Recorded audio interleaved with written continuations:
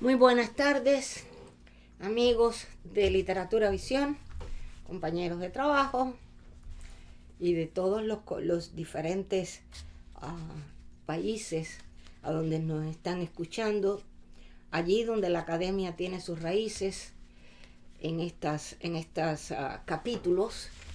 También los saludamos desde aquí, desde New Jersey, desde la Academia Central. También hoy es un día muy interesante porque estamos ya el día 6 de febrero, lo que se conoce aquí en los Estados Unidos como el mes del amor. Pero bueno, acabamos de ver el video de apertura, que se trata de un video que se hizo hace muchísimos años, pero que por ciertas tecnologías que habrán visto en el principio, se llegó a poner en colores. Se trata de La Habana en el año 1900 y se le ha dado color a cada uno de los aspectos de este video. Es para que ustedes lo disfruten. Este video está en este momento en la Biblioteca del Congreso. Allí se encuentra el original. Y estas son curiosidades de Cuba, de un grupo que se dedica precisamente a colectar todo lo que se refiere a Cuba. Y es precisamente por eso, por lo que nosotros hemos traído este video, para que ustedes puedan disfrutarlo, los que no conocieron La Habana y los que sí la conocieron o se fueron desde muy chiquiticos, pero no tienen la idea de qué cosa era La Habana, y mucho menos nosotros, a pesar de que estuvimos hasta mucho tiempo allí, grandecitas, pero de todas formas en el 1900 existía una Habana completamente diferente a lo que dejamos y a lo que hay en el día de hoy. Aquí me acompañan mis queridas María Josefa a mi derecha, Aurea a mi izquierda, como siempre, y damos comienzo a un capítulo más, a un episodio más de Literatura Visión. Hoy estamos tratando un tema me parece que es interesante, y especialmente para todos los que hablamos el idioma español o idioma castellano, como quiera que sea. Estamos tratando de encontrar la diferencia que existe en estos dos términos. Uno, lo que es el español; otro, lo que es el español latino; y otro, lo que es el castellano. Cada una de ellas tiene una connotación diferente. Y aquí es donde vamos a entrar en este ensayo que hemos traído para ustedes y vamos a compartir. Comenzamos. En Latinoamérica se refiere al idioma como español. Es lo que conocemos, ya que lo llevaron los colonizadores españoles. En España, sin embargo, suele llamarse castellano, en referencia a la región de Castilla, considerada como la cuna de nuestra lengua. Ahora, en cuanto a Latinoamérica, por supuesto que hablamos castellano, o por lo menos decir el idioma que hablamos se llama castellano. Pero veamos las diferencias características de nuestro español castellano en América. Cada una de estas características es oriunda de cada uno de los países, y aquí es donde vamos a tratar el tema.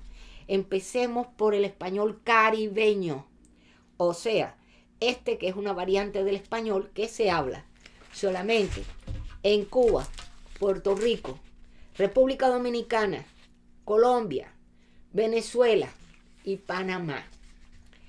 Existen dentro de los mismos lo que conocemos como dialectos, y estos a su vez se diferencian unos de otros. Por ejemplo, el español cubano tiene muchas variantes al compararse con el español que se habla en la Florida. Así también surgen cambios, incluso siendo los mismos cubanos que están en la Florida, hay sus variantes, y se puede ver en este análisis. El español cubano en Cuba se habla de una manera y en la Florida se habla de otra. Así también surgen cambios y expresiones con el español puertorriqueño, el dominicano, el venezolano, el costeño colombiano y el español panameño, aunque todos usan el mismo alfabeto latino. Esto se entiende como el conjunto de variedades diatópicas de la lengua española, predominante en las Antillas Mayores y la cuenca del Caribe, con rasgos comunes circunscritos al Caribe hispánico. Se reconoce por la notable influencia de los dialectos canario y andaluz, por el contacto histórico entre los puertos, la gran influencia africana y las palabras del taíno, o sea, de los indígenas habitantes de estas islas, también es el que más se oye en Miami y Nueva York, aquí en los Estados Unidos. El español no estándar caribeño no es una lengua criolla como se ha llegado a sostener, sino que es un continuum dialectal. Esto quiere decir que el elemento cohesionador de las variedades lingüísticas del Caribe, y no solo del español, es el subsahariano. Este se traduce por ciertos hábitos de pronunciación y la predominación de ciertas estructuras gramaticales. El léxico tiene un aporte sustancial de términos subsaharianos, básicamente de las lenguas del Níger o del Congo, e indígenas americanos, así como vocabulario español marinero. Importante es también el aporte del idioma inglés y de la influencia árabe, tanto en el uso de la palabra de origen árabe como en aspectos de ritmo, entonación y pronunciación de ciertos sonidos como la ajá, a la ja, correspondientes a los sonidos de la J y la G en Hispanoamérica y en España respectivamente. Es decir, la pronunciación infraglotal y supraglotal de dichos fonemas, los cuales no existen en las demás lenguas latinas.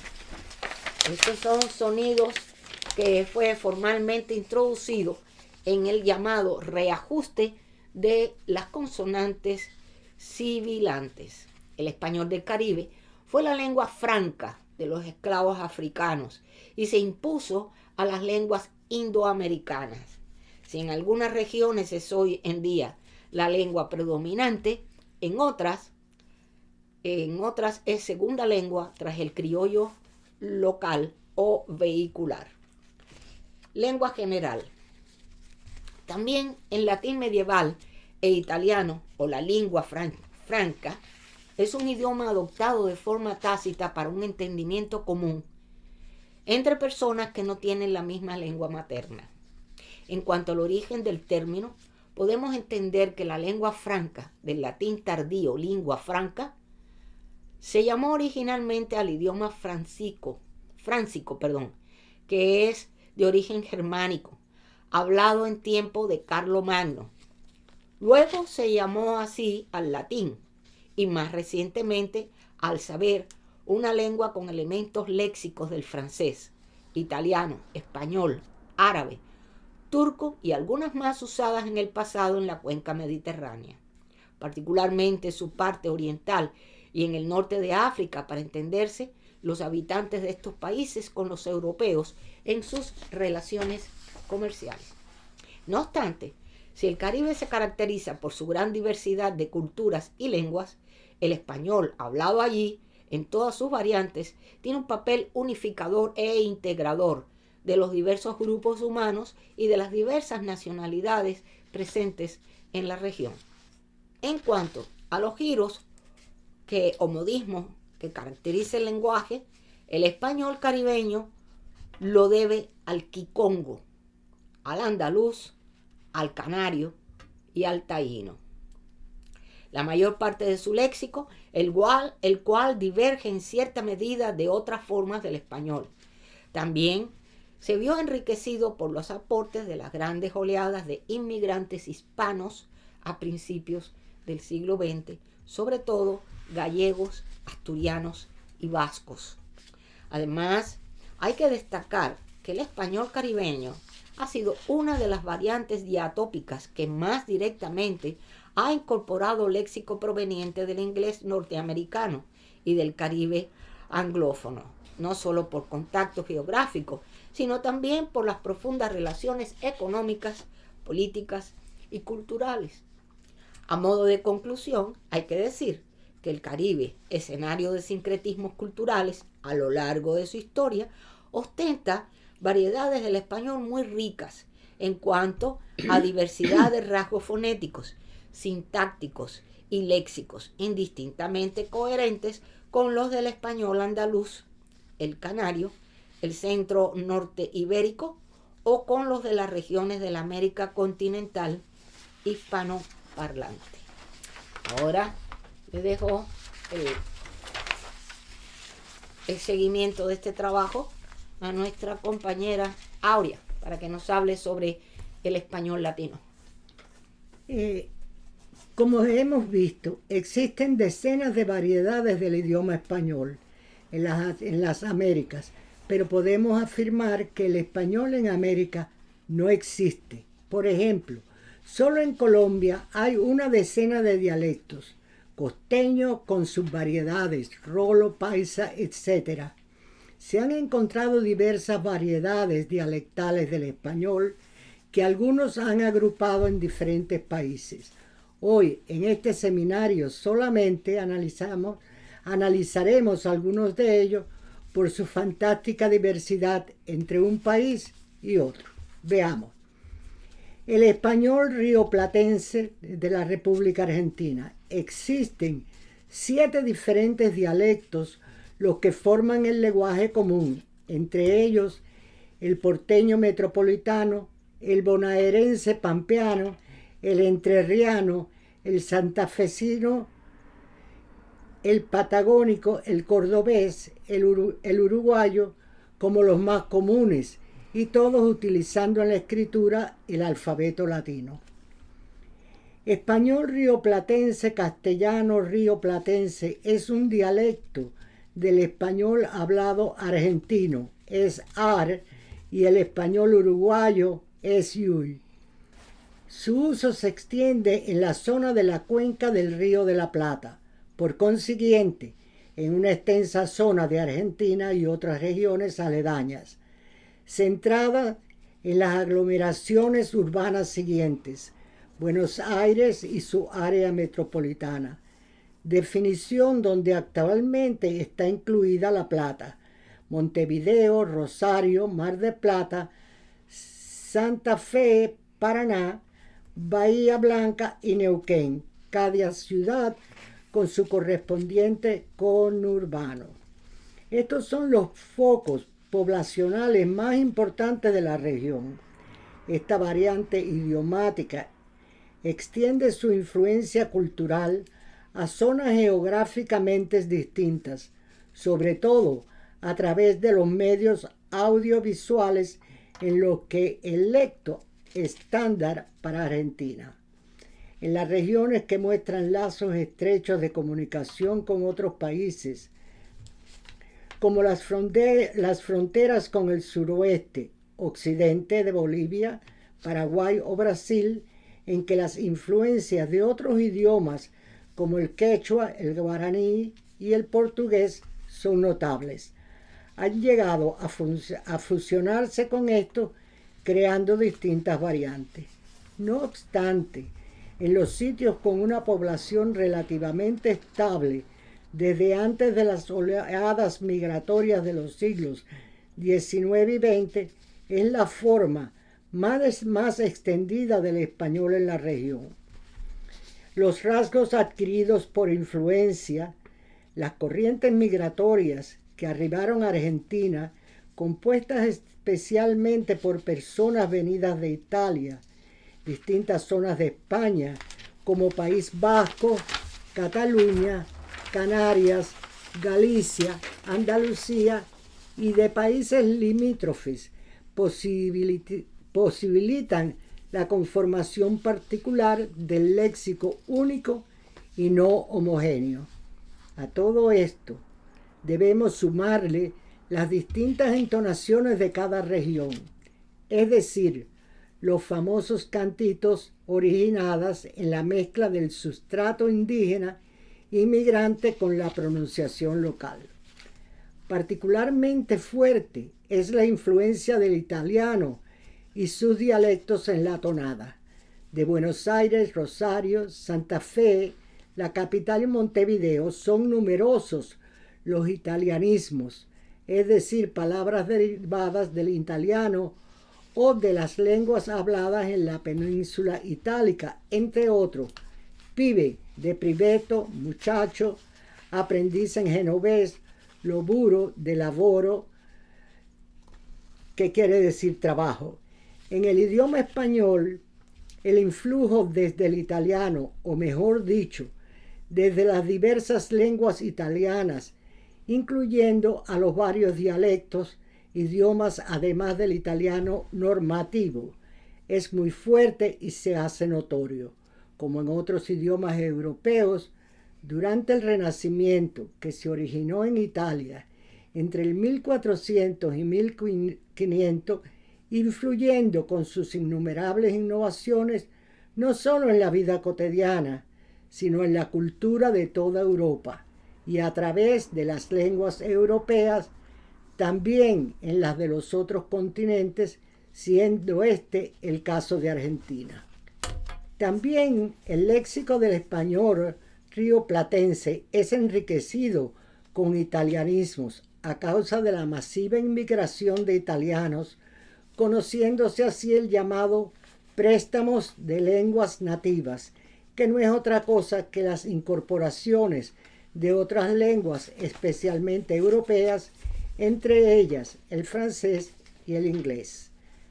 Además, el lunfardo, argot nacido del dialecto, aporta gran cantidad de componentes al léxico del mismo. El español rioplatense presenta patrones tónicos que lo distinguen netamente de cualquier otra variedad del idioma. Estudios de la primera mitad del siglo XX indican que el cambio se produjo paulatinamente a lo largo de esos años. La variación podría deberse a una asimilación de patrones tónicos del italiano y de otras lenguas como el gallego y el portugués. La entonación del rioplatense, sobre todo en Buenos Aires, es una derivación del acento napolitano. Según dicha investigación, la presente entonación de tipo napolitano se impuso en el transcurso del siglo XX, mientras el porteño tenía más semejanzas con el andaluz. Otro detalle significativo en el español rioplatense es que es excepcional en el uso del pronombre vos y sus conjugaciones como forma aceptada de la lengua hablada y escrita por la segunda persona del singular. El voceo, como parte de la norma culta, se impuso para marcar la personalidad nacional dentro del grupo de hispanohablantes. En la época, la evolución del pensamiento separatista en América, en el siglo XIX.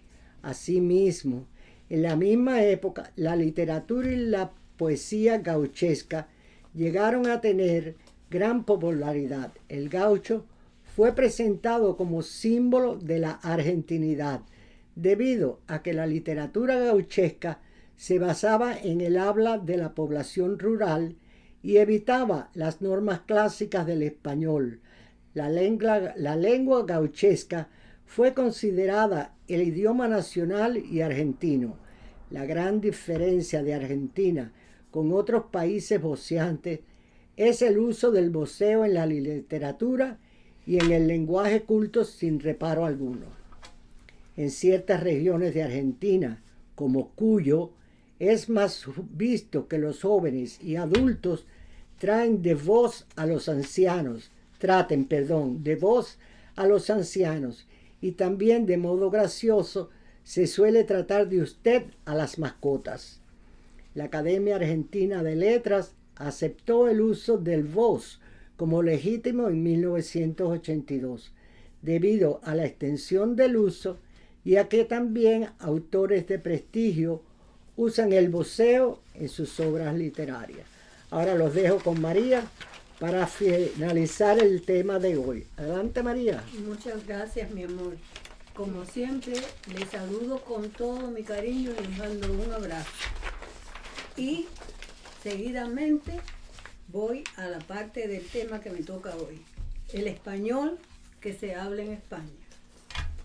Español o castellano de España, español o castellano ibérico, español o castellano peninsular, español castellano europeo, es el conjunto de dialectos y acentos de idioma español hablado en España.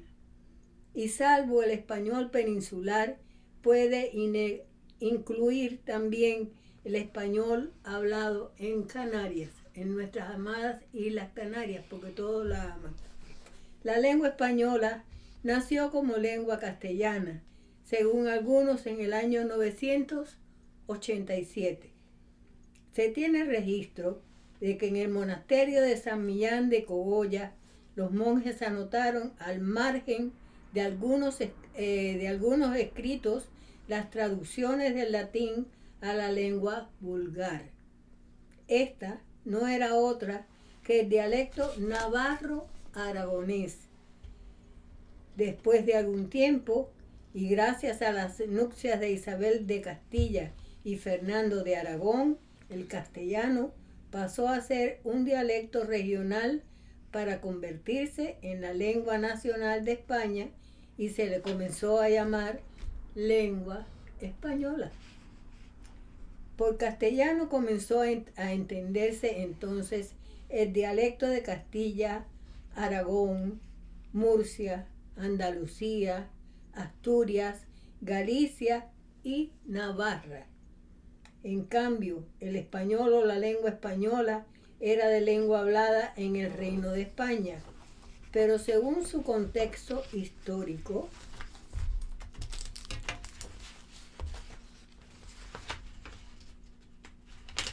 este es mi trajín con las páginas que se me pegan. No existe una historia muy clara acerca de cómo nació la lengua española. Sin embargo, se cuenta con algunos pocos datos a partir de los cuales se ha hecho una reconstrucción. De acuerdo con esta, el español tiene su origen en el latín vulgar de Hispania, principalmente de su zona norte-centro. Una vez que cayó el Imperio Romano, el latín vulgar fue tomando fuerza por sobre el latín culto. Cuando la invasión musulmana del siglo VII tuvo lugar, Hispania se dividió en dos zonas. La primera era al-Andalus, donde se hablaban dialectos romances mezclados con árabe, y la otra era la zona de los reinos cristianos. En esta última zona se hablaban más de un par de variedades romances, entre ellas la catalana, la castellana, gallego-portuguesa, asturio-leonesa y navarro-aragonesa. Para principios del siglo X comenzó una unificación lingüística, sobre todo entre los dos centros de Hispania o España. Resultado de esta combinación y de un par de sucesos históricos, se produce la lengua española, también conocida simplemente como español.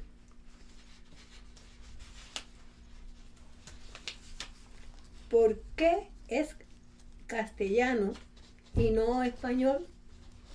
Lenguas españolas son el castellano, el catalán, el gallego y el vasco, todas ellas oficiales en España. La connotación política la tiene precisamente el hecho de atribuir en exclusiva la denominación de español a una de las lenguas españolas, el castellano.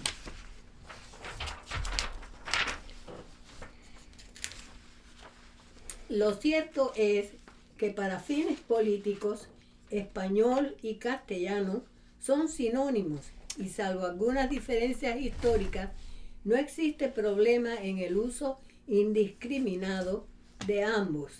De hecho, es necesario hacer notar que la diferencia en el uso del uno o el otro es más bien de origen político y no lingüístico. Según sus dialectos, se pueden distinguir 8 dialectos distintos: el castellano, el andaluz y el canario en España, y el caribeño, el mexicano centroamericano, el andino, el chileno y el rioplatense en América. Hay países de habla hispana donde la lengua oficial no está decretada en la Constitución. Tal es el caso de Argentina, Chile, México y Uruguay. Por lo tanto, el uso de las palabras español y castellano depende de las preferencias de cada persona. Por otro lado, de acuerdo con las reglas de la lingüística general, no es justificable la elección de un término sobre el otro. Ambos tienen la misma validez y su uso indiscriminado es correcto. Para regular todos los asuntos relacionados con estas lenguas existen 2 diferentes asociaciones. La primera es la Real Academia Española, la RAE. Esta es el organismo regulador de todo lo relacionado con el español. Asimismo, la Asociación de Academias de la Lengua Española, o ASALE, vigila a las asociaciones que regulan esta lengua en cada país de habla hispana. Ambas aceptan la validez de ambas palabras para referirse al español. Sin embargo, recomienda el uso de español, sobre todo castellano. Esto debido a que mientras la palabra español carece de ambigüedad,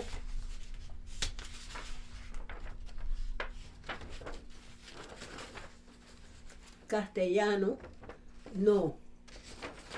Esta también se usa para referirse al dialecto actualmente hablado de la región histórica de Castilla. La gramática del castellano. A. Nebrija, 1492. Aunque en un principio fue un proyecto de Nebrija que no encontró el apoyo de la reina Isabel la Católica, bajo el mecenazgo de Juan de Zúñiga, fue posible la publicación de la que se considera primera gramática del castellano en el mismo año en que publica el Diccionario Latino-Español. Sin embargo, en la época no se le dio tanta importancia, a juzgar por la ausencia de reimpresiones. La primera fue la patrocinada entre 1744 y 1777 por Francisco Miguel de Goyeneche, conde de la Salceda. Es la primera gramática del castellano y también la primera gramática de una lengua vulgar que se imprime en Europa, en una época en la que todavía no se consideraba el castellano como lengua de cultura. Nebrija se adelanta a su época y después de haber publicado la Introductione Latinae, llega a la conclusión de que es necesario aprender el castellano para estudiar el latín, pues al fijarse sus reglas se evitaría que el proceso natural de corrupción lo alejara más de este. La obra está dividida en 5 libros: ortografía, prosodia, etimología, sintaxis e introducciones de la lengua castellana para los que de extraña lengua querrán depender.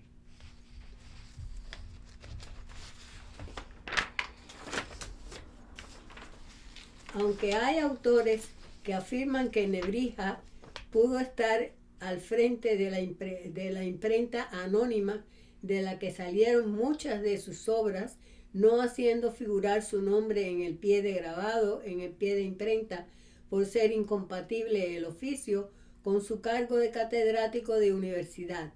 No existe la certeza de que fuera así. Por lo tanto, la obra se imprimió en un taller anónimo que, según se desprende de los estudios tipográficos, Estuvo activo entre 1492 y 1500, en el que se imprimieron numerosas ediciones de este autor.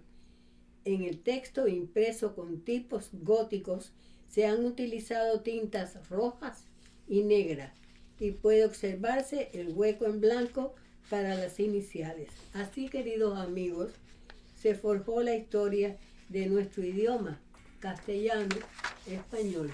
Muchas gracias, muy agradecida por la atención prestada y que tengan una semana muy linda. Ay, Dios. Bueno, pues continuamos con este tema. El día de hoy seguimos con el trabajo, como siempre, de nuestro queridísimo Luis Alberto Ambrogio, que en esta ocasión comienza el ciclo del siglo de oro. Muchísimas gracias. Adelante, Luis Alberto. Bienvenido. Muy buenas tardes, doctor Ambrogio. ¿Cómo se encuentra en este día? Buenas tardes, Rosalía. Felizmente me encuentro bien y espero que así se encuentren todos ustedes, toda nuestra querida audiencia. Qué bueno, eso pensamos. Bueno, ¿tenemos algún cambio dentro de lo que son los ciclos que usted va a mantener o cómo seguimos? Le dejo la palabra. Bueno, lo que voy a hacer, en vez de seguir con la idea de los ejes discursivos en la escritura, en la poesía, voy a dedicar este año a explorar con todos ustedes y compartir los poetas clásicos, digamos, los poetas del siglo de oro hispano, porque creo que es interesante recorrer eso como recorrimos los otros poetas hispanoamericanos anteriormente. Y entonces a eso voy a dedicar estas intervenciones del año 2023. Excelente. ¿Y con quién comenzamos hoy? Bueno, hoy voy a comenzar con una introducción general al siglo de oro y después la próxima semana hablaré del que se considera de los más antiguos, que es Garcilaso de la Vega. Perfecto. Pero hoy voy a dar una introducción general sobre el siglo de oro de España. Magnífico, le escucho.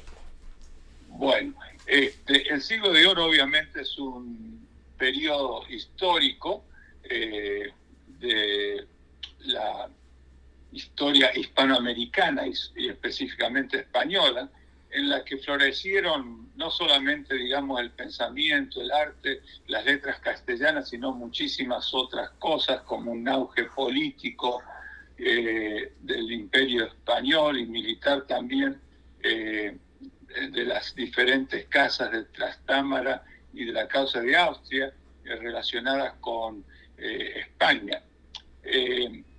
El siglo de oro, digamos, no nace en una fecha específica, sino que, digamos, cubre desde posiblemente 1492 hasta finales del 1600, o sea, sobre todo el siglo XVI y XVII. Y generalmente lo acababan el siglo de oro en el año 1659, año en que España y Francia firmaron el Tratado de los Pirineos. Pero luego se considera como el último gran escritor del siglo de oro a Pedro Calderón de la Barca, y él murió un poco más allá, o sea, en 1681. Y entonces luego ya se consideró esta fecha como el final del siglo oro español. Interesantísimo, porque el término de siglo de oro aparentemente se concibió a semejanza del mito ese de celebrar una época de excelencia en todos los órdenes, y según Juan Manuel Rosas, la denominación como tal de siglo de oro surgió de un discurso de investidura en la Real Academia Española de Alonso Verdugo, el año 1736, y eso obviamente me enorgullece por pertenecer a dicha academia. Y luego esto se hizo popular, ese término. Por ejemplo, en el discurso, no solamente en el discurso de ingreso de Alonso Verdugo, pero también Ignacio Luzán lo llamó así al tercer capítulo de su muy difundida obra titulada Poética de 1737. Y en el año siguiente la usó el erudito Gregorio Mayans y Ciscar en la dedicatoria de su vida de Miguel de Cervantes Saavedra de 1738, con lo que ya quedó prácticamente autorizada y bien usada pues esta denominación de la literatura del siglo oro español. Muchos otros luego la fueron usando, como en 1754 Luis José Velázquez en Los orígenes de la poesía castellana, etc. Este era el periodo comprendido, digamos, entre los reyes católicos y la muerte de Felipe III, que sucedió a fines del siglo XV, y cubre el siglo XVI entero y el siglo XVII, como dijimos anteriormente. Es importante, entre el siglo XVI, una de las características es precisamente el Renacimiento en la literatura, en la cultura española. Y en el siglo XVII se caracteriza por el barroquismo, el barroco. Y estas dos tendencias se ven claramente en estos escritores, poetas del siglo de oro, que es muy interesante porque realmente podríamos hablar muchísimo al respecto. Es interesante las diferentes características en esta edad clásica de la literatura española y específicamente del género poético. Por ejemplo, digamos, reacciona un poco la estética frente al desarrollo de la estética realista y popularizante, como se había configurado durante la Edad Media peninsular, como contrapartida crítica al excesivo, caballeresco y nobilizante idealismo del Renacimiento. Y entonces así se crean géneros tan naturalistas como el celestinesco, por ejemplo en la tragicomedia de Calisto y Melibea, Segunda Celestina, etc. Y la novela picaresca, La vida de Lazarillo de Tormes, entre otras, etc. En el siglo XVI, España experimenta una gran ola e influencia, digamos, italianista, que invade la literatura y las artes plásticas y la poesía en particular, porque estos constituyen uno de los rasgos de identidad del Renacimiento en la poesía de Garcilaso La Vega, como lo veremos en el siguiente segmento, Juan Boscandia, Hurtado de Mendoza. Ellos introdujeron el verso endecasílabo italiano y el estrofismo y los temas del petrarquismo, el soneto. Y esto es muy manifiesto en las obras, por ejemplo, de Boscan, en su obra La epístola a la duquesa de Soma, y al traducir también El cortesano de Baltasar de Castiglione, y que es un ideal del caballero renacista que lo tradujo en perfecta prosa castellana.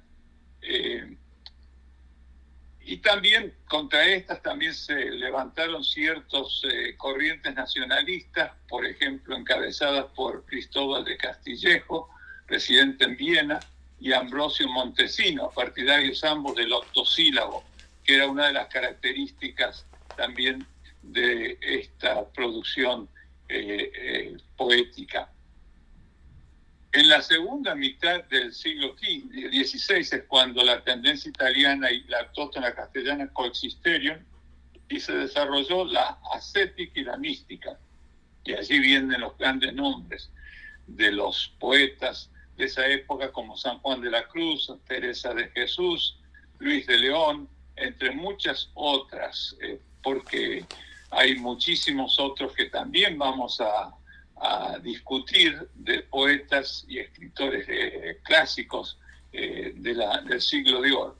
Es curioso que en esta época también Ignacio de Loyola crea la Compañía de Jesús, y los jesuitas, con su gran énfasis en la educación, crearán a grandes eruditos por toda Europa y también en todos los otros lugares en que España contribuyó fueron parte de la colonización y de sus conquistas. El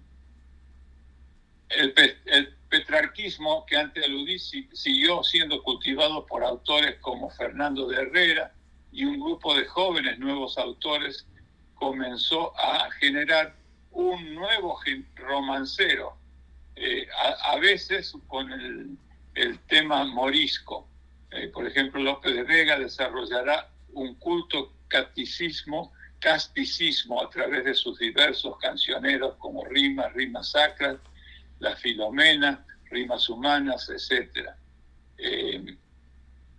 Luis de Góngora y Miguel de Cervantes, entre otros,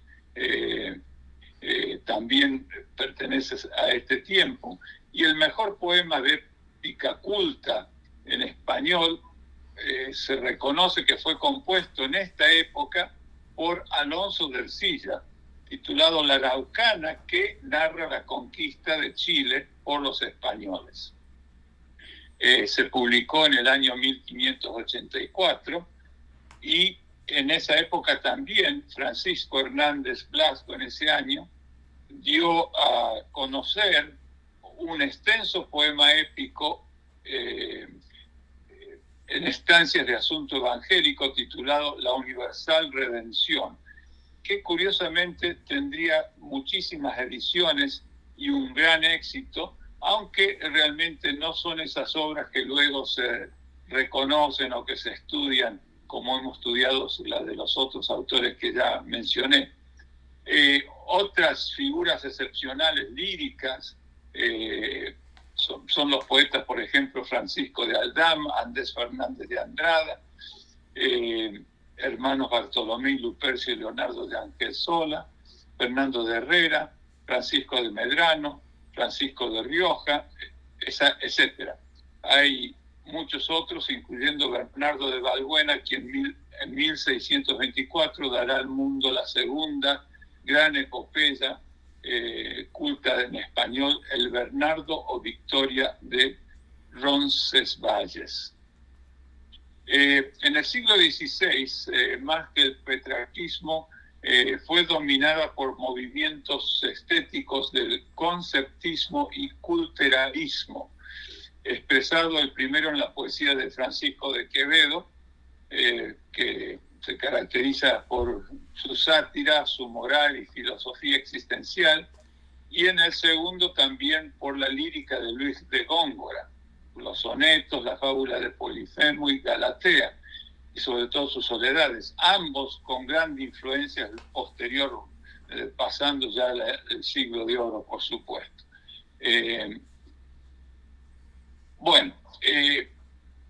Luis de Góngora, por ejemplo, atrajo a su estilo a poetas importantes de personalidad muy acusada como el conde de Villamediana, Gabriel Borcángel, Sor Juan Inés de la Cruz o Juan de Jáuregui, en fin, todos ellos personas que vamos a estudiar individualmente en segmentos separados porque realmente valen la pena.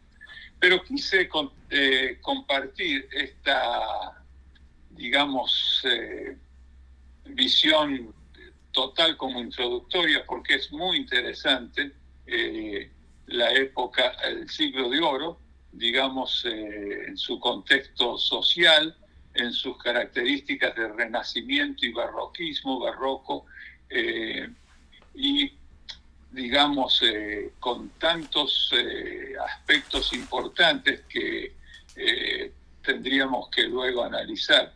Por ejemplo, cuando hablemos de Fray Luis de León, San Juan de la Cruz, otros autores renacentistas, veremos también no solamente el aspecto petrarquista sino también cómo hay influencias de Horacio y luego la poesía religiosa, ascética y mística de estos grandes como Fray Luis de León, Juan de la Cruz y otros. Y luego en el segundo siglo el barroco, con los temas que antes cité. En fin, es mucho lo que podríamos decir, pero voy a acabar simplemente con un soneto de Garcilaso de la Vega que yo creo que nos mete de lleno en este siglo de oro que vamos a gozar luego con detalle en los próximos segmentos. Bueno, voy a leerles el poema. Son varios los poemas que podría leer, pero elegí este, que es un soneto. El dicho sea de paso, como lo diré en su oportunidad, no son muchos las obras de Garcilaso de la Vega. Este es el soneto 37 de su obra de sonetos, y dice: a la entrada de un valle en un desierto, donde nadie atravesaba y se veía, vi con extrañeza un can hacía extremos de dolor con desconcierto. Agora suelta el llanto al cielo abierto, ora va rastreando por la vía, camina, vuelve, para y todavía quedaba desmayado como muerto. Y fue que se apartó de su presencia su amo y no le hallaba, y esto siente, mirad hasta dónde llega el mal de ausencia. Movióme a compasión ver su accidente, díjele lastimado, ten paciencia que yo alcanzo razón y estoy ausente. Muy interesante porque hoy en día que nosotros obviamente cultivamos tanto a los perros, a los diferentes pets, como decimos en inglés, en nuestra casa, y encuentro este soneto que expresa sentimientos tan interesantes y relacionados con esta cosa que es tan actual en nuestra existencia del siglo XXI y de estos siglos. Bueno, con esto voy a cerrar este segmento y los espero la próxima semana para, digamos, saborear mejor, más detalladamente a Garcilaso de la Vega. Muchísimas gracias. Excelente, muchísimas gracias a usted por traernos este tipo de conocimiento tan importante de la historia de nuestra literatura. Muchas gracias. Muchas gracias, Rosalía, y hasta la próxima vez en que nos encontremos para gozar de nuestra literatura visión. Muchas gracias. Hasta pronto. Ahora continuamos desde Canarias con las anécdotas de un profesor que siempre lo dirige, Juan Francisco Santana Domínguez, el director de la Academia Norteamericana de Literatura Moderna Internacional en el Reino de España. Adelante, Juan Francisco, tienes la palabra.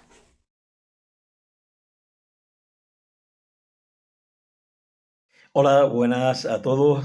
Desde Gran Canaria, Juan Francisco Santana Domínguez, en este mes de enero de 2023. Saludos a doña Rosalía de la Soledad y a su equipo. Y hoy pues quería compartir con ustedes unas reflexiones que titulé Con Giovanni Papini. Me vienen a la memoria determinadas personas con sus evidentes dudas e interesadas equivocaciones, pero aferradas fuertemente a ellas, pues por arriba de lo razonable, en ellas siempre predomina lo que les aporta algún beneficio. El tema de las rencillas y de los celos profesionales que solo conducen a una pérdida de un tiempo que no vuelve a presentarse. A eso se llama egoísmo y pienso en aquellos seres que solo se preocupan de que los demás no brillen, pues al parecer ese brillo les incomoda y no se dan cuenta que el brillo de los otros hace que en el camino encontremos una mayor claridad para así poder seguir avanzando. En una obra de Papini, la titulada Espía del Mundo, que no es ni por asomo la mejor de sus obras, en la que reflexionaba sobre diversas cuestiones en el año 1955, escribía sobre el tema de las dos bocas y para ello decía que Túndalo, un filósofo imposibilista, se miraba a un espejo y se decía que se veía con dos cejas, dos orejas, dos ojos y se preguntaba la razón por la que no tenía dos bocas, la una para morder, vomitar y gritar y en cambio la otra para besar, sonreír o cantar. Y me he dicho que a pesar de que a simple vista se aprecia solo una boca, en realidad esos personajes del principio los podríamos imaginar con dos bocas, utilizando casi siempre la que miente y la que menosprecia o la que trata de invisibilizar a quienes consideran rivales, la que solo atiende a palabras interesadas, siempre al servicio de la mentira y del interés personal y particular. Pero no quedaba ahí la cosa, sino que en otro apartado, en la mencionada obra, Renouvier, otro filósofo, imaginó que Dios había creado un mundo perfecto y que los hombres tontos y perversos lo habían reducido a lo que hoy tenemos. Eso decía. Sin ser creyente y sin tener necesidad de acudir a dioses, el planeta Tierra, el espacio en el que nos movemos, se hizo perfecto y ha sido el hombre, con sus descuidos, intereses y equivocaciones, el que nos ha conducido a un caos medioambiental, sanitario y económico que es evidente cuánta razón tenía. Papini también decía que en todos los grandes hombres de ciencia existe el soplo de la fantasía, y en eso también coincido con él, aunque no comparta algunos de sus principios. Además, he de decir que le admiro porque encontró en los libros y en las bibliotecas unos aliados que le fascinaban y yo, como bien saben los que algo me conocen, soy un bibliófilo convencido y los sueños y las fantasías de otrora son mis realidades de ahora. Por tanto, las coincidencias con el escritor italiano nacido en 1881 son muchísimas. Es evidente que Giovanni Papini fue ante todo un ensayista, novelista y pensador, pero también fue un poeta reconocido por el mismo Jorge Luis Borges.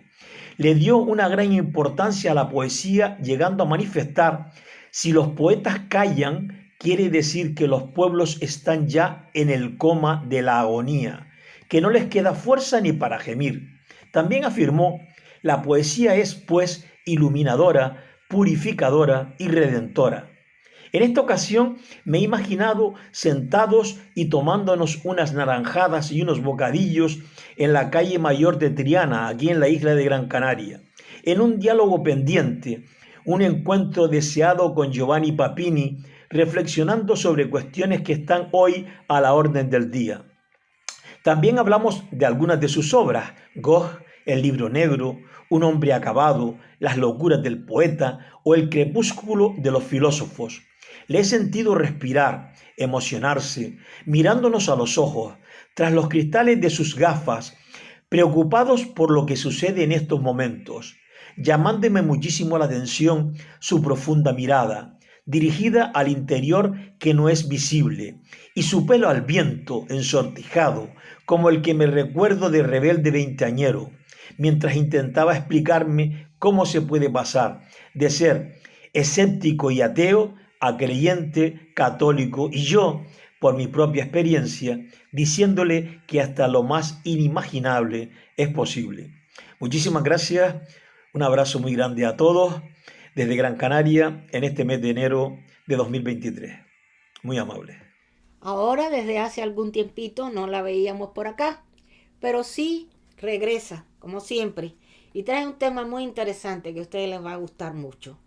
Se trata de nuestra querida María Luisa Aragón, que viene precisamente desde Valencia, y nos trae los 5 minutos con María Luisa Aragón. Ahora, lo que ella presenta en el día de hoy es una cosa bien interesante, porque se trata del cuentecito del ratoncito Pérez, y que su autor fue Juan Coloma. Ella trae la biografía de este autor y queremos compartirla todo con ustedes. Adelante, María Luisa, con tu ratoncito Pérez.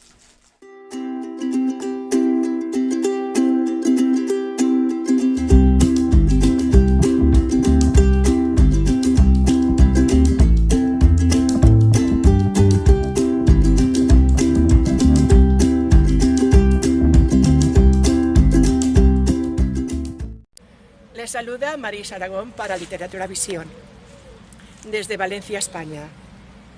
El relato de esta tarde es de Luis Coloma. Nació el 9 de enero de 1851 en Jerez de la Frontera, Cádiz. A los 12 años, Luis Coloma ingresó en la Academia Naval de San Fernando, aunque después la abandonó para licenciarse en Derecho en la Universidad de Sevilla. Con su título bajo el brazo, se trasladó a Madrid, donde ejerció como pasante y empezó a frecuentar los círculos literarios y tertulias políticas de la capital, además de colaborar en diversos periódicos. Colaboró en periódicos como El Tiempo de Madrid y El Porvenir de Jerez. Viajó a Madrid y participó en la propaganda en pro de la monarquía. Con 23 años ingresó en la Compañía de Jesús. A consecuencia de un accidente que puso en grave peligro su vida, Coloma se recuperó de un modo milagroso. Por ese motivo, y pensando que Dios le había dado otra oportunidad, decidió dedicarse al sacerdocio e ingresar en la Compañía de Jesús. Viajó al seminario de Poyan, en Francia, donde al parecer fue ordenado sacerdote en 1874. Fue secretario y discípulo de Fernán Caballero, con quien mantuvo una gran amistad. Su obra más conocida es Pequeñeces.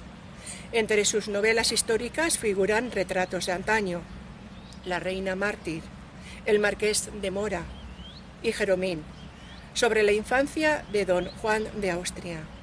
Y cierra la serie con la obra Fray Francisco. En 1914, sobre la vida del cardenal Cisneros.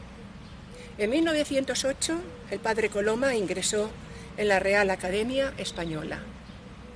A finales del siglo XIX, Luis Coloma escribió por encargo de la reina regente María Cristina de Habsburgo un cuento, Ratón Pérez, como un bonito regalo para el futuro rey Alfonso XIII, que por entonces contaba con 8 años de edad, con motivo de la caída de su primer diente, lo que no podía imaginar que con el tiempo su personaje se convertiría en un héroe para todos los niños. Y así se inventó esta fábula sobre un ratoncito que no solo hace desaparecer los dientes, sino que muestra al pequeño futuro rey valores tan importantes como la valentía, el cuidado de los demás y la generosidad. El cuento Ratón Pérez se editó en 1911.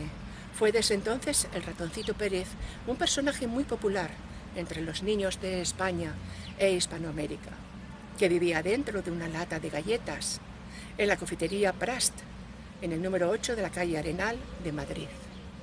Desde el año 2008, los amantes del ratoncito Pérez pueden visitarlo en la Casa Museo del Ratón Pérez, en Madrid, un viaje que ningún niño debería perderse, y tampoco ningún adulto.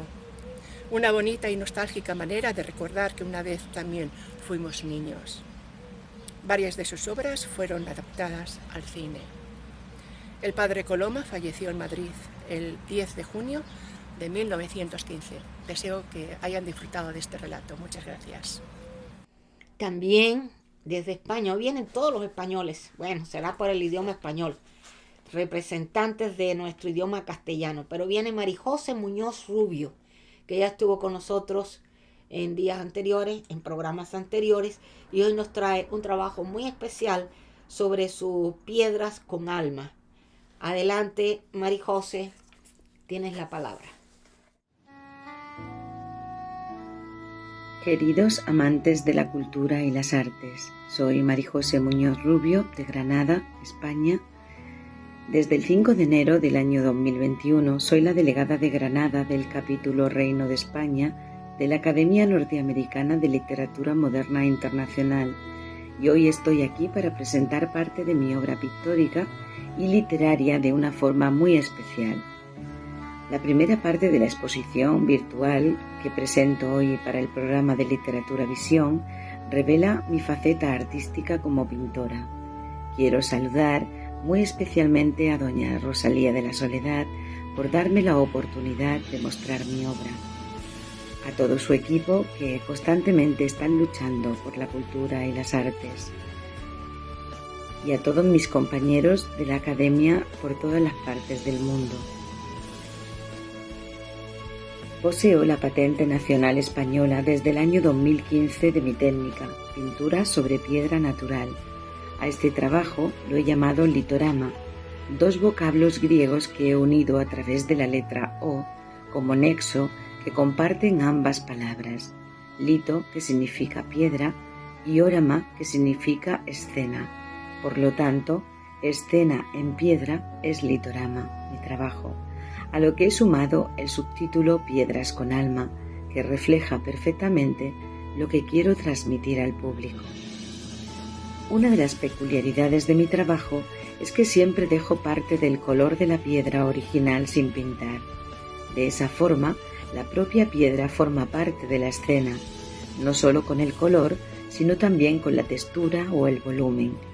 Veremos cómo en muchas piedras, por ejemplo en los cantos rodados, utilizo el volumen para crear efectos de relieve que poseen los paisajes, elementos arquitectónicos o, como ya lo hacían en la época del Paleolítico, nuestros ancestros, el volumen en las caras o los cuerpos de los animales. Estudié geología para comprender las propiedades de las piedras y poder trabajar con ellas sabiendo utilizar los recursos y adaptarlos a mi trabajo. A algunas obras les aporto una base de hierro que lleva a un proceso de oxidación que yo misma trabajo en el taller. Para otras utilizo marcos de madera o bañados en pan de oro. El pan de oro es un material con el que me siento muy cómoda y lo utilizo también en algunas piedras. Debe ser mi diplomatura de egiptología la que me traslada a esta pasión por los dorados, las lenguas antiguas como el jeroglífico, el hierático, demótico, que utilizo para enviar a través de mi obra mensajes secretos, y sobre todo la arquitectura egipcia. Espero que les haya gustado esta breve pincelada sobre mi creación pictórica. Continuaré en otros programas dando más datos sobre mi trabajo en piedra. Muchas gracias. En la segunda parte de mi exposición, dedicada a la literatura, quiero presentaros una deuda que he saldado recientemente con el gran poeta don Antonio Machado. Desde muy corta edad leo poemas y generalmente lo hacía desde niña en el campo, sentada junto a un arroyo de agua dulce, a leerle a las ranas que escuchaban atentamente sobre las piedras laterales del riachuelo. Mi primer poemario, de don Antonio Machado, como he dicho antes, enriqueció mi alma con su forma de describir y sentir la naturaleza, el amor, el duro camino que a veces nos lleva la vida. Me prometí que algún día iría a recitar poemas a su tumba, y este verano de 2022 estuve allí, en Francia, en Coyure, recitando para él sus poemas y los míos. Fue un momento muy emotivo, muy emocionante. Mis sentimientos se agolpaban en mi latido y apenas podía respirar.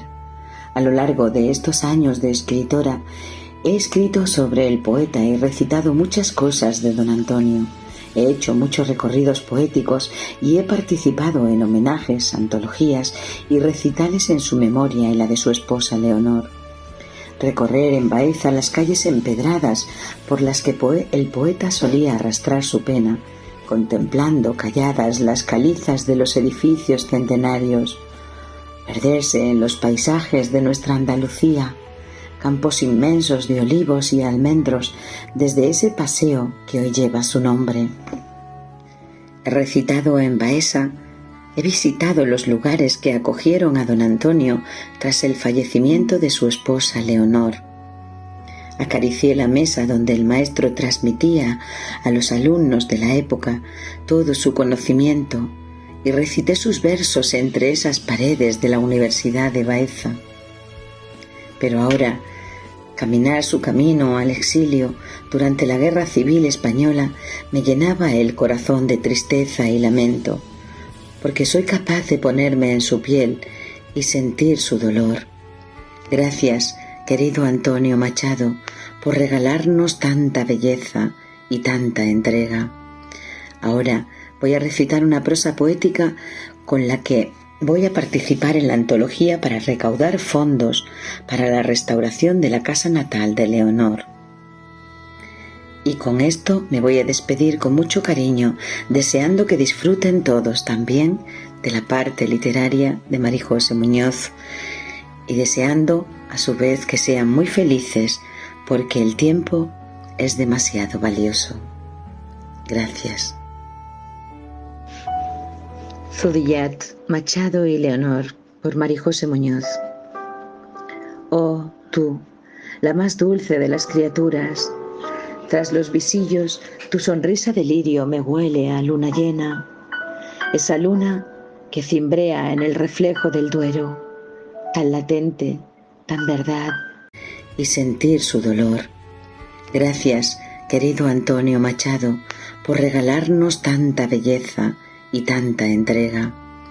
Ahora voy a recitar una prosa poética con la que voy a participar en la antología para recaudar fondos para la restauración de la casa natal de Leonor. Y con esto me voy a despedir con mucho cariño, deseando que disfruten todos también de la parte literaria de María José Muñoz y deseando a su vez que sean muy felices porque el tiempo es demasiado valioso. Gracias. Zudillat, Machado y Leonor, por María José Muñoz.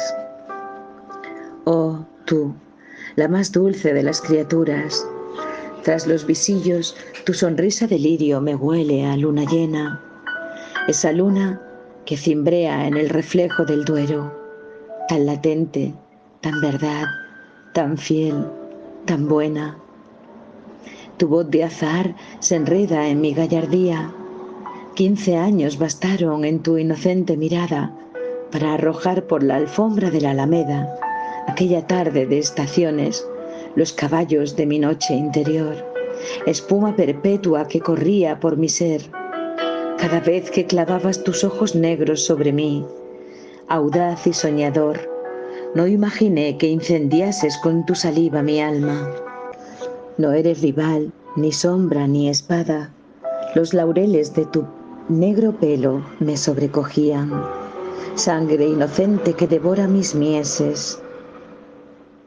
Y aquellas remembranzas, paseos en la tarde bajo las zarzas maduras, te hacía collares rojos y negros con las moras, ensartaba una a una en un junco, dulcísimas todas, de tu boca a mi boca, vertiendo en mí tu deseo con la frescura de la aurora de junio. ¡Qué suerte la mía! Cómo amo el recuerdo de ese olor a pan recién hecho. Así me seducía tu cuerpo temprano. Más allá de ríos y caminos, cada flor era un gramo de tesoro a tu lado. No necesitaba ni el verbo que llevarme a la boca. Todo era música en mi oído. Los gorriones arrullaban los paseos en la tarde, mientras los álamos danzaban al compás del viento. Sus ramas bajaban hasta el suelo. Querían ser cómplices. Las caricias furtivas, la belleza alba de tu largo cuello, la finura de tu talle, el resplandor de tu cara, que era un sol irremediable en mis días oscuros. Así, intentando robar los sollozos de amor, la alameda alfombraba los campos de rojizos. Y aquella mañana, mi ventana abría los ojos a la cuesta del Mirón.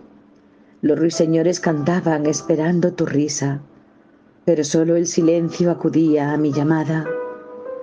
Me he convertido en un vigía confuso que no sabe si su mente, bañada ya con las primeras nieves de la edad, desespera por la ausencia, en acecho constante, pensativo, silencioso, desesperado, inundado de melancolía. No dejo de nombrarte. Me afligen los campos y el insomne murmullo de tu nombre en mi lengua. Ni el perpetuo recuerdo de la prosa de Azorín logra distraer mi alma. Leonor, oh, mi Leonor.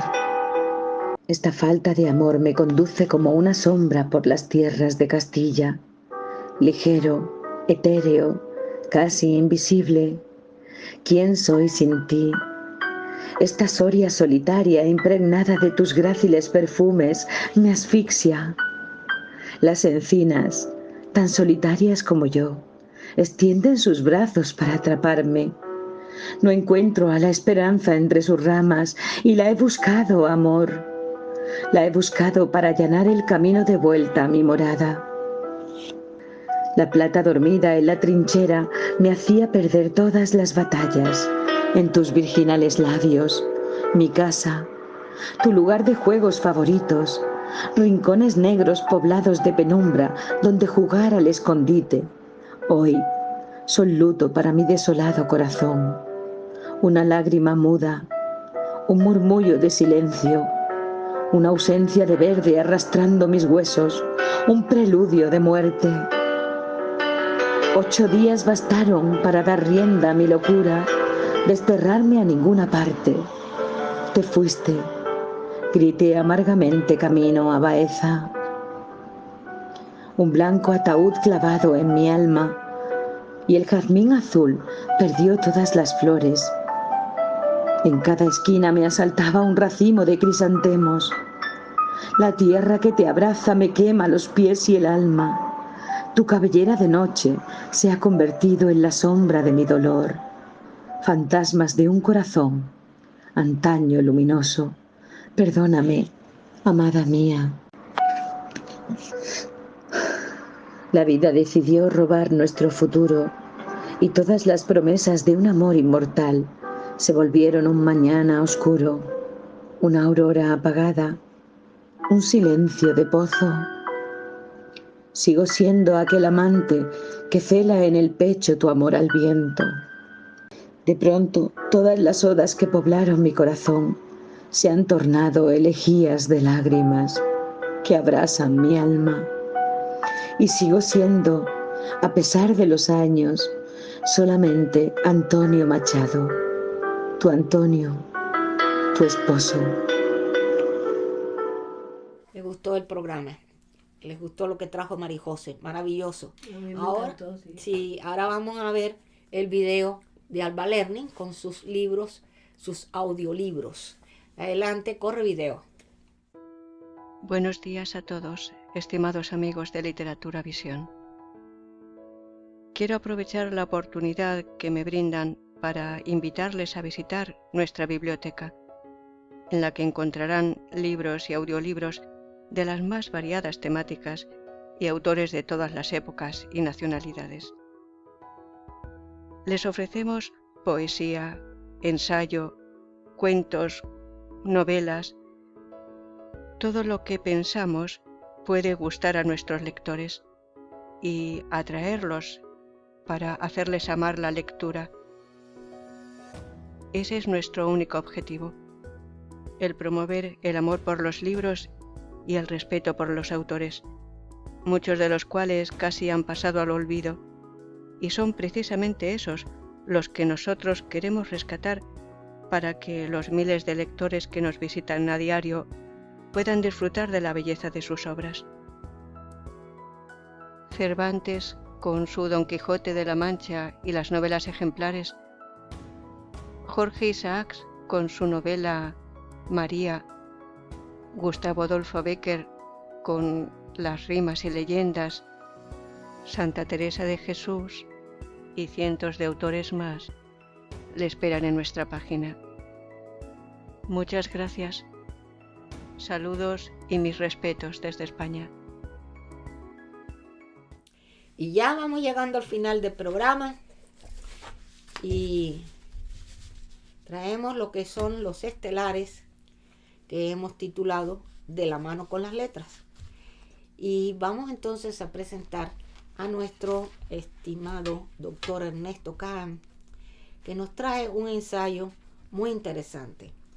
Él es el presidente del capítulo Israel y ha presentado un ensayo que es un análisis que él ha hecho entre el autor-lector, autor-espectador. y ahora él va a darle la explicación de qué es lo que él ha analizado en este ensayo.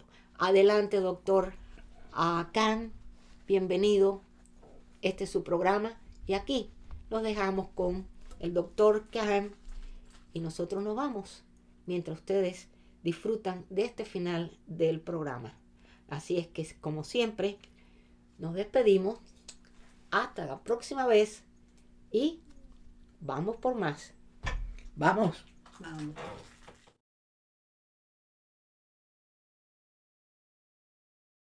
Queridos amigos de Literatura Visión, muchísimas gracias por esta invitación y permitirme presentar lo que yo denomino neurocompletismo, que es un nuevo estilo artístico que he creado con el objeto de mejorar la comunicación entre el autor y el lector, o entre el autor y el espectador.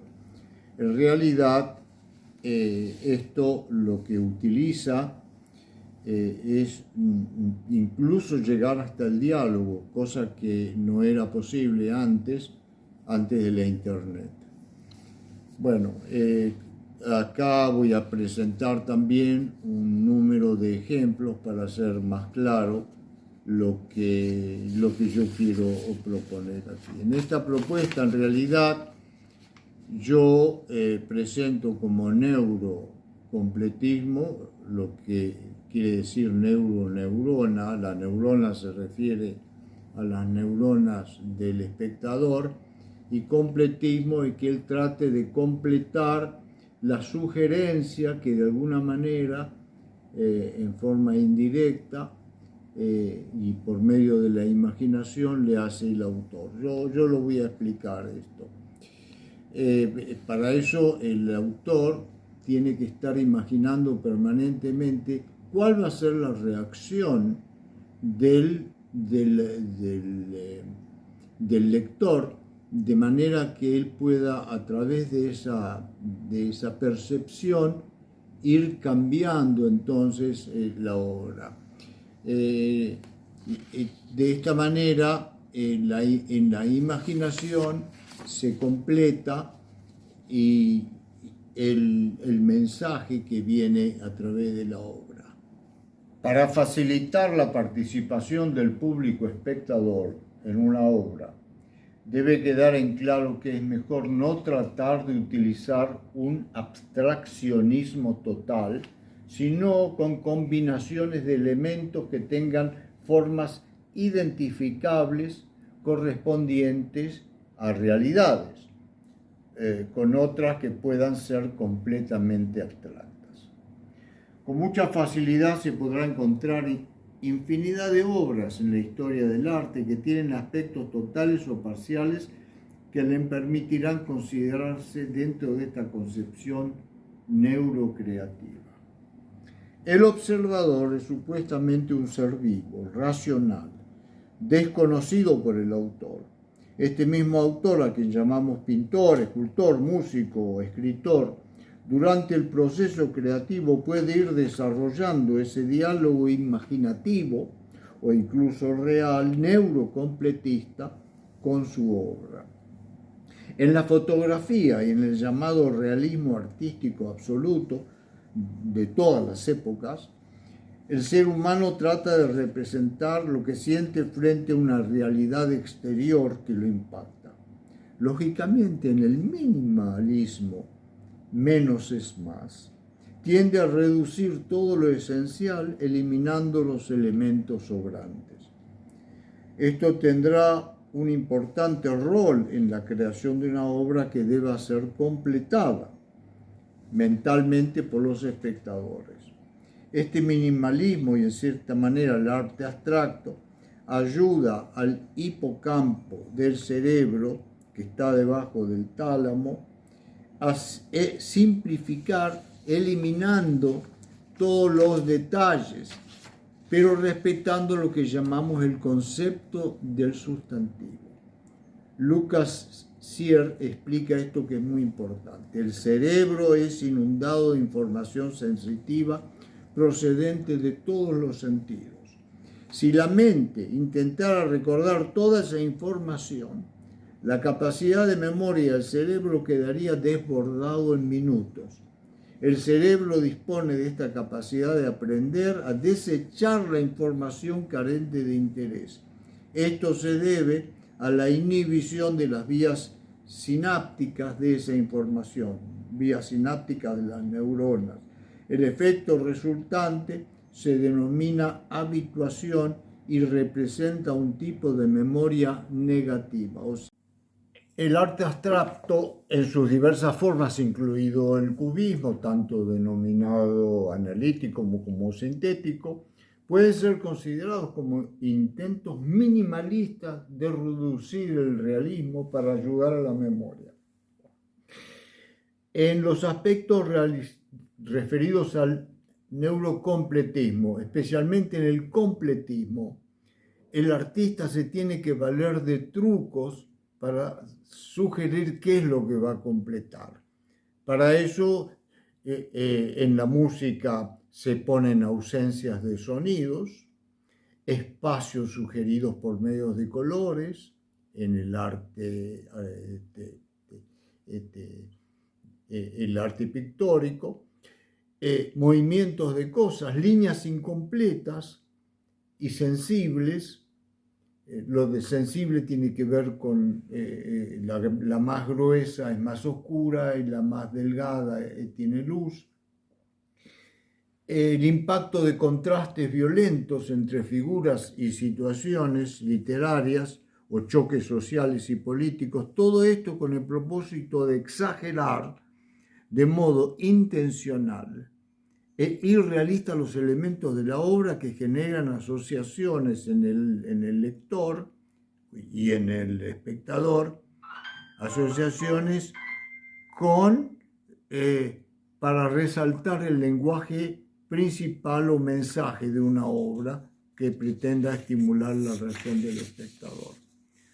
Pues bien, en la historia del arte es posible descubrir muchos intentos de lograr con tales herramientas la exageración, a veces absurda, intencionada e irrealista, de elementos para generar reacciones imaginarias en los espectadores.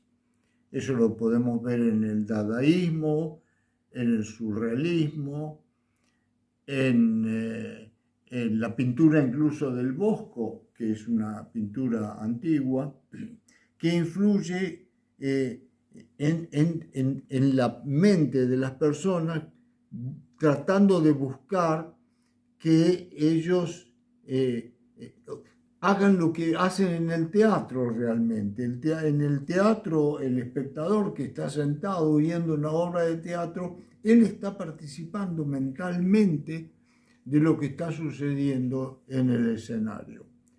Pues bien, yo ahora en forma ilustrativa voy a agregar ejemplos de mi creación. Ahora voy a mostrar un poco los ejemplos y quiero comentar que en estos ejemplos yo estudié, es decir, no hice una investigación científica, pero estudié las reacciones de muchas personas que vieron esto. Por ejemplo, voy a hablar ahora de esos trucos. Fíjense, en este cuadro,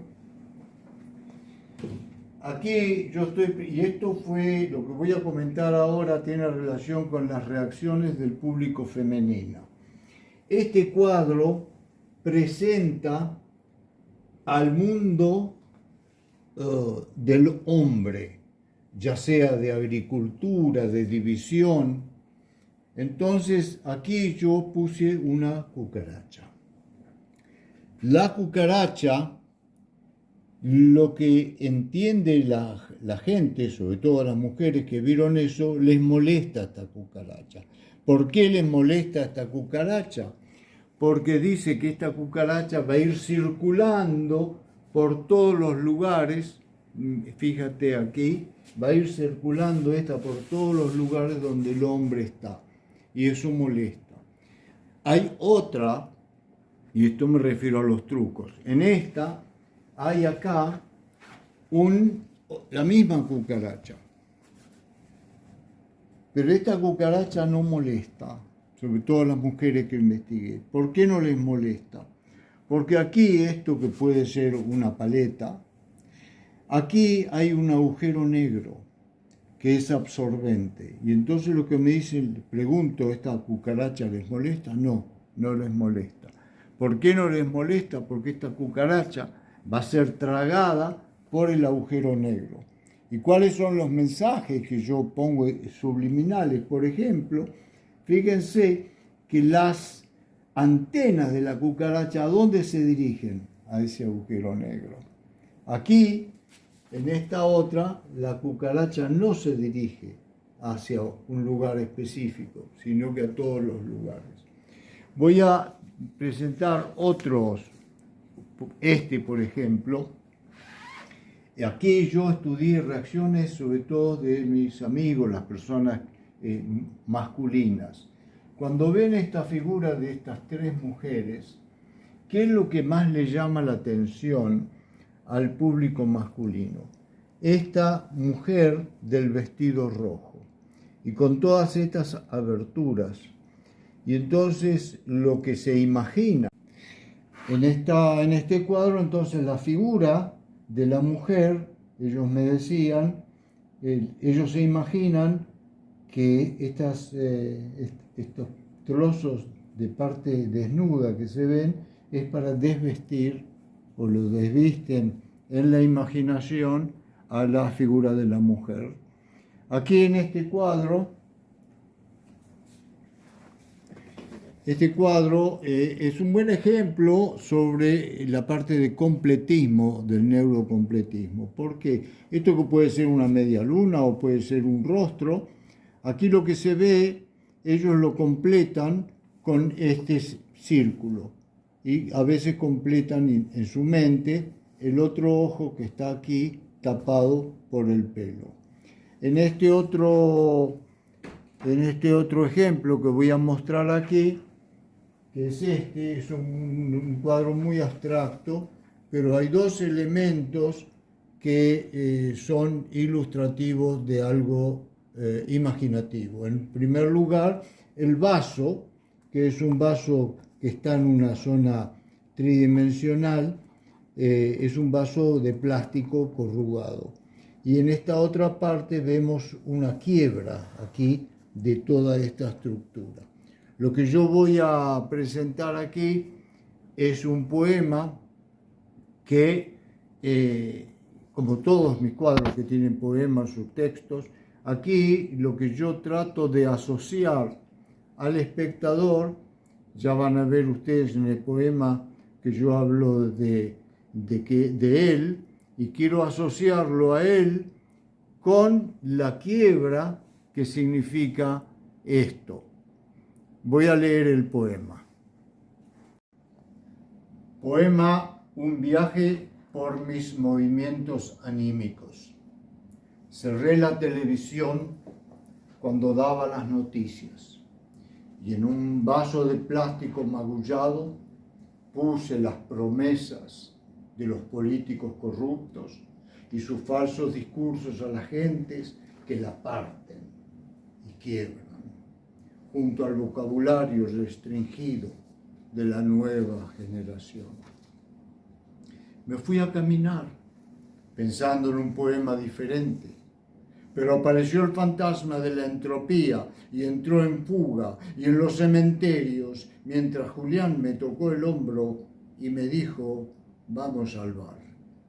Entonces quise alcanzar el reloj de la expansión del espacio-tiempo y me enredé en sus manecillas. Julián nuevamente me tocó el hombro y me dijo: mejor vayamos a una biblioteca a respirar el aroma del tiempo pasado. Luego el poema se desdibujó y cuando me lo quise acordar habían ya pasado 4 años. Y allí lo abandoné. Julián soy yo, o tú, tal vez.